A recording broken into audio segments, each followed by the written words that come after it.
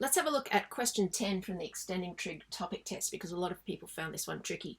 Now we need to show that the inverse cos of 1 over root 5 plus the inverse cos of 1 over root 10, and remember these are both angles, equals 3 pi on 4. Now it's hard to prove it directly. What we really need to do is say, let's take the sine of this side and the sine of that side and show that they're the same, or the cos of this side, the cos of this side, or the tan and the tan. And that way we can use our double angle formulae.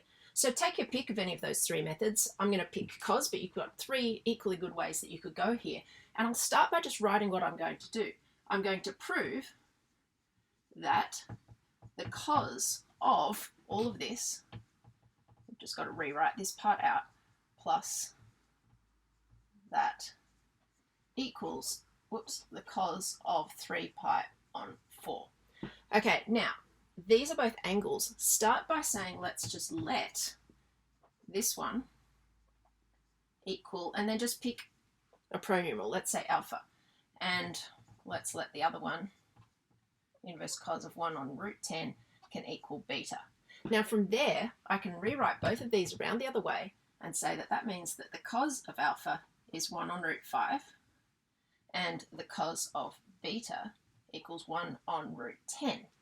Now, what to do next? Well, I like to just draw a simple right angle triangle, two of them actually, and let's put our angle in. If this is alpha and it's sitting in a right angle triangle, we know the cos of alpha is 1 on root 5, that's adjacent over hypotenuse. We can put those in.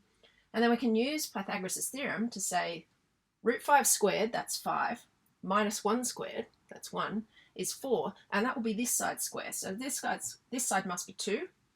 And similarly, we can put beta in over here. It's 1 on root 10. So using Pythagoras here, we can say 10 minus 1 is 9, and the square root of that is 3. So using that, we can actually also then say, well, we know the cos of alpha, but what is the sine of alpha? Okay, because we're going to need that for our double angle formula. Well, it's opposite over hypotenuse, so it's 2 over root 5, and the sine of beta, because we've got cos of beta, we want sine of beta, is going to be 3 over root 10. Okay, now we can say, all right, the left-hand side, now I'm sort of running out of space here. I'll keep working down. The left-hand side equals the cos of, well, we've just named this part alpha and this part beta. So we've got the cos of alpha plus beta. That now looks nice and simple.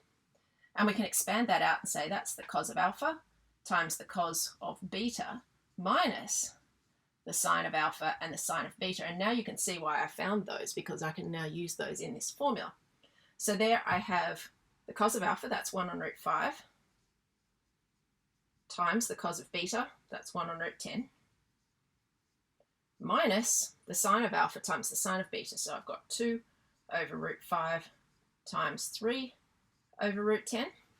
So quick thinking here, I've got 1 over root 50 minus 6 over root 50. So I've got minus 5 over root 50. I'll continue on over here.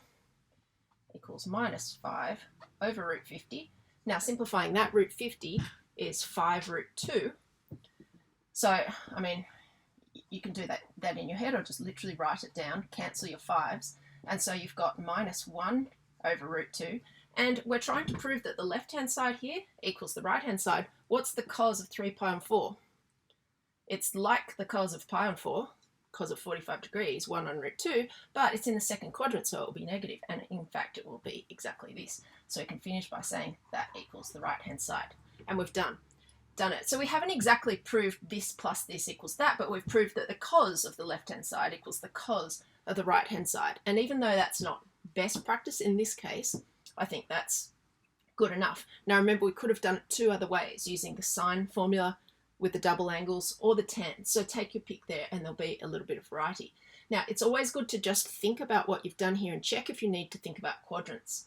Now, the cos of both these angles, alpha and beta, was positive. So either they're in the first quadrant or the fourth quadrant, but they couldn't be in the fourth quadrant because they both add together, these angles, to make something that's actually only in the second quadrant. So they must have both been first quadrant, and you could write that down somewhere. In here you might have written in alpha and beta in first quadrant, just so it's really clear that you've understood the approximate size of those angles.